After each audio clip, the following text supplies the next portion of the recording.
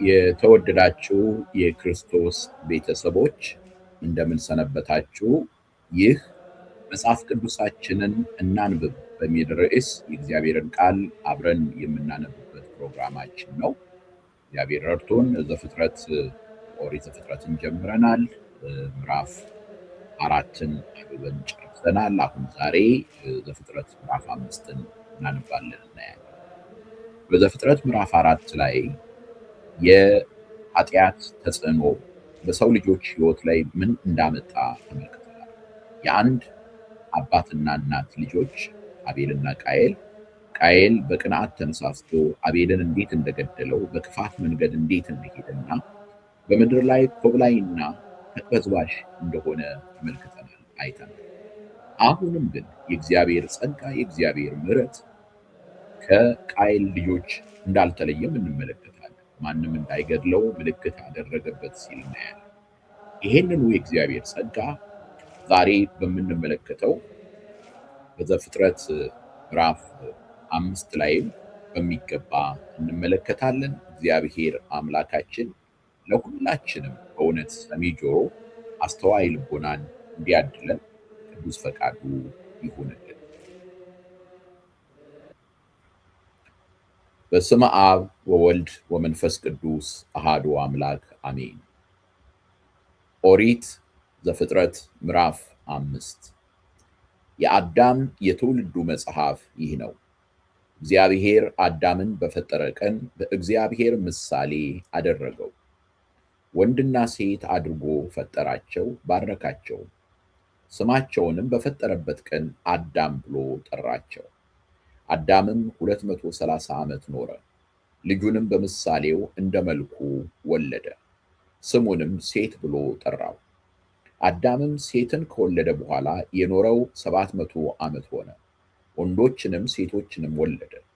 አዳምም የኖረበት ዘመን ሁሉ 930 ዓመት ሆነ፣ ሞተም።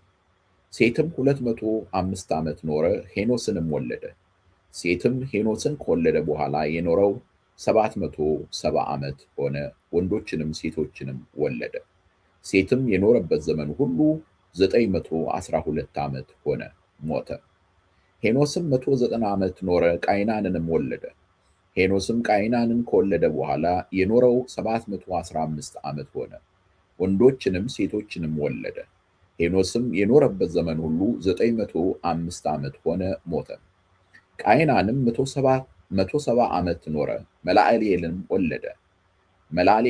ወለደ። ቃይናንም መላልኤልን ከወለደ በኋላ የኖረው 740 ዓመት ሆነ፣ ወንዶችንም ሴቶችንም ወለደ። ቃይናንም የኖረበት ዘመን ሁሉ 910 ዓመት ሆነ፣ ሞተም። መላልኤልም 165 ዓመት ኖረ፣ ያሬድንም ወለደ። መላልኤልንም ያሬድን ከወለደ በኋላ የኖረው 730 ዓመት ሆነ። መላልኤልም ያሬድን ከወለደ በኋላ የኖረው 730 ዓመት ሆነ፣ ወንዶችንም ሴቶችንም ወለደ። መላልኤልም የኖረበት ዘመን ሁሉ 895 ዓመት ሆነ፣ ሞተም። ያሬድም 162 ዓመት ኖረ፣ ሄኖክንም ወለደ።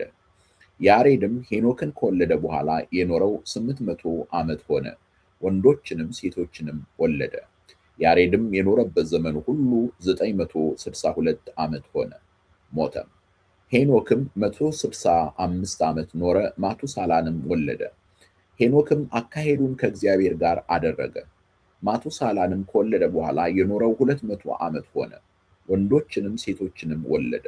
ሄኖክም የኖረበት ዘመን ሁሉ 365 ዓመት ሆነ። ሄኖክም አካሄዱን ከእግዚአብሔር ጋር ስላደረገ አልተገኘም፣ እግዚአብሔር ወስዶታልና። ማቱሳላም 187 ዓመት ኖረ፣ ላሜህንም ወለደ። ማቱሳላም ላሜህን ከወለደ በኋላ የኖረው 782 ዓመት ሆነ፣ ወንዶችንም ሴቶችንም ወለደ። ማቱሳላም የኖረበት ዘመን ሁሉ 969 ዓመት ሆነ፣ ሞተም። ላሜህም 182 ዓመት ኖረ፣ ልጅንም ወለደ። ስሙንም እግዚአብሔር በረገማት ምድር ከተግባራችንና ከእጅ ሥራችን ይህ ያሳርፈናል ሲል ኖህ ብሎ ጠራው። ላሜህም ኖህን ከወለደ በኋላ የኖረው 565 ዓመት ሆነ፣ ወንዶችንም ሴቶችንም ወለደ። ላሜህ የኖረበት ዘመን ሁሉ 747 ዓመት ሆነ፣ ሞተም። ኖህም የ500 ዓመት ሰው ነበረ። ኖህም ሴምን፣ ካምን፣ ያፌትንም ወለደ። ዘያመልክ በፍጡር ርጉም ውእቱ፣ በፍጡር የሚያመልክ ርጉም ነው። እግዚአብሔር አምላክ ስለ ቃሉ የተመሰገነ ይሁን። በዚህ ስፍራ ላይ አሳዛኝም አስደናቂ የሆነ ነገርም እናያለን፣ እንመለከታለን። አሳዛኙ ምንድነው ካልን ለሕይወት የተፈጠረው የሰው ልጅ በእግዚአብሔር አምሳል የተፈጠረው የሰው ልጅ ለመጀመሪያ ጊዜ ማለት ይቻላል አዳምን ማለቴ ነው። የአቤልን ተመልክተናል፣ አይተናል። ግን የመጀመሪያው ሰው አዳም ሲሞት እንመለከታለን። ያንን ፍሬ በበላህበት ቀን ትሞታለህ የተባለው ወዲያው በሞት ወዲያውኑ እንደሚቀጣ ሳይሆን ያ መበስበስ ያ ኮራፕሽን በሰውነት ውስጥ ገብቶ ከዛ በኋላ ጉዞ ወደ ሞት እንደሚሆን ነበር ያመለከተው። ይኸውና አዳም መላ ዘመኑን የኖረበት 930 ዓመት ነው። መላ ዘመኑን ከኖረ 930 ዓመት ከኖረ በኋላ እንደሞተ እንመለከታለን እናያለን።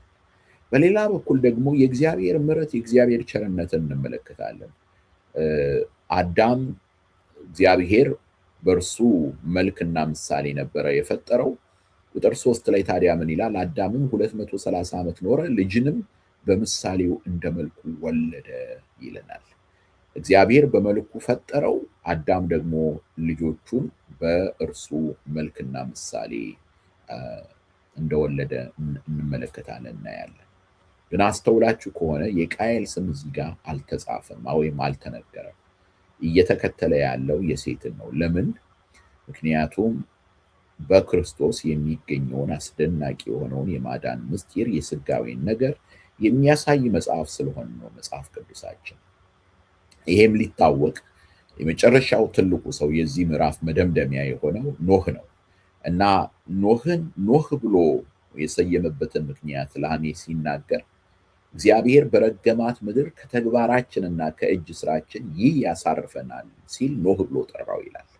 ለጊዜው ለኖህ ነው የተነገረው። ፍጻሜው ግን ከኖህ ልጆች መካከል አንዱ ከሆነው ከሴም የሚወለደው ወልደ እግዚአብሔር ኢየሱስ ክርስቶስ እርሱ የሚያሳርፈን እንደሆነ የሚያመለክት ነው። እናንት ደካሞች ሸክማችሁ የከበደ ወደ እኔ ኑ እኔም አሳርፋችኋለሁ ብሎናል። ሰላምን የሚሰጥ እርግማናችንን የሚያስወግድ ሕይወት የሚሆንን ወልደ እግዚአብሔር ኢየሱስ ክርስቶስ ከኖህ ዘር እንደሚመጣ እንመለከታለን እናያለን ማለት ነው።